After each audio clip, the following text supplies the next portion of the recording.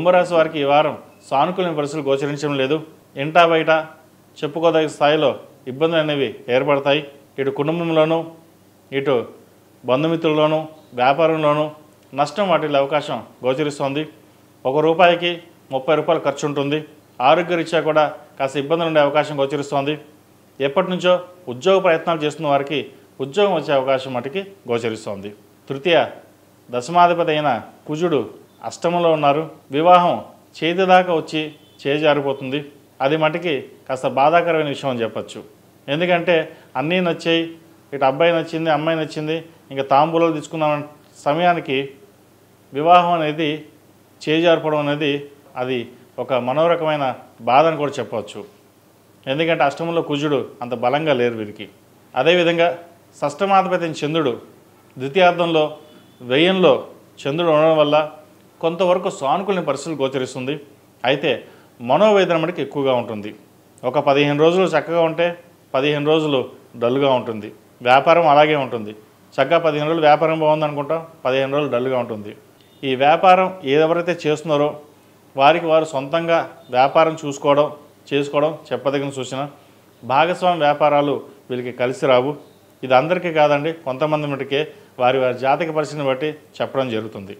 ఈ రాశిలో జన్మించిన విద్యార్థులకు కాలం అనుకూలంగా ఉంది. చార్టెడ్ అకౌంట్స్, సాఫ్ట్వేర్ రంగం, ఆర్టిఫిషియల్ ఇంటెలిజెన్స్, ముఖ్యంగా బ్యాంకింగ్ సెక్టర్స్ రంగంలోకి వీళ్ళకి బాగా యోగిస్తుంది. ఫార్మాస్యూటికల్స్ రంగంలో వారికి చక్కగా ఉంటుంది. ఏలినాటి శని వీరికి నడుస్తోంది. ద్వితీయంలో శని కొంతవరకు వీరికి బెనిఫిట్గానే ఉంటుంది. గడిచిన కొన్ని సంవత్సరాల కంటే కూడా కొంతవరకు బాగానే ఉందనిపిస్తుంది. అయితే ఆరోగ్యరీత్యా మటుకి కాస్త జాగ్రత్త వహించాలి. జన్మరాశిలో రాహు వీరికి బలంగా లేదు. మనసు పరిపరి విధాలుగా ఉంటుంది. డిసిషన్స్ ఏమీ తీసుకోలేని పరిస్థితి ఉంటుంది. ఇంకోటి అన్నీ మనకి బాగానే ఉన్నాయి, మనం ఏదైనా ముందుకు వెళ్ళిపోదాం అనే భావన ఏర్పడుతుంది. ఒక రంగా చెప్పాలంటే మీరే రాజుకి ఎదురేముంది, ఏదైనా పర్వాలేదు మీరు వెళ్ళండి అన్న భావన ఇది ఏర్పడుతుంది. రాహు ఒక మాయ క్రియేట్ చేస్తాడు.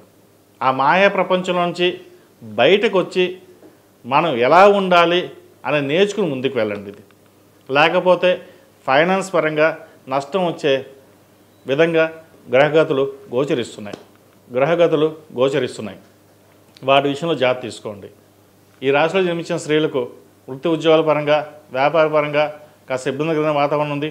ముఖ్యంగా జీవిత భాగస్వామితోటి విభేదాలు రాకుండా చూసుకోవాలి. ఇటు జన్మరాశిలో కేతువు, జన్మరాశిలో రాహువు, సప్తమంలో కేతువు ఇద్దరూ బలంగా లేరు. అదేవిధంగా సప్తమంలో రవి, బుధులు ఉన్నారు. ఇటు అష్టమాధిపతి అయిన బుధుడు సప్తమంలో ఉన్నారు. సంతాన పరంగా ఇబ్బందులు ఉంటాయి. సంతానం కోసం ప్రయత్నిస్తున్న వారికి అబార్షన్ కావచ్చు, లేదా ఏదో ఇబ్బందికరమైన వాతావరణం ఉంటుంది. గర్భిణీ స్త్రీలు ఆరోగ్యం పట్ల, సంతానం పట్ల కాస్త జాగ్రత్త వహించడం చెప్పదగిన సూచన. ప్రతిరోజు సుందరకాండ పారాయణం వినడం కానీ, లేదా హనుమాన్ చాలీసా చదవడం కానీ వినడం కానీ చేయండి. మంచి ఫలితాలు సంప్రాప్తిస్తాయి. అదేవిధంగా శ్రీరామ స్తోత్రం చక్కగా పఠించండి. శ్రీరామ రక్షగా అన్ని విధాలుగా ఆయనే దగ్గరుండి రక్షిస్తాడు.